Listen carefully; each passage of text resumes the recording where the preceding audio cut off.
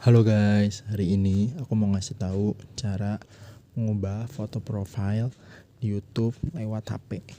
Jadi, pertama-tama kalian bisa pilih aplikasi YouTube kalian. Setelah itu kalian bisa klik. Nah, setelah masuk kalian bisa klik yang di pojok kanan bawah. Ada tulisan You ini. Nah, setelah masuk kalian bisa klik View Channel. Ini nih. Dan klik. Nah, setelah kalian klik, kalian bisa klik yang seperti tanda pensil ini. Kalian klik.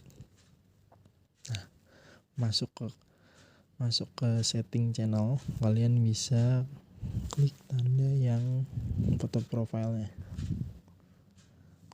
Kalian bisa pilih foto yang ingin kalian gunakan. Sebagai contoh aku pakai yang ini. Nah, kalian bisa atur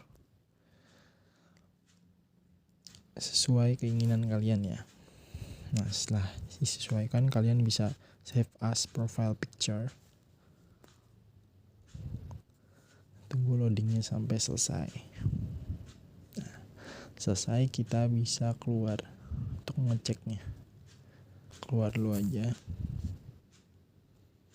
Kita buka lagi aplikasi YouTube. Nah, sudah jadi guys, sudah berubah.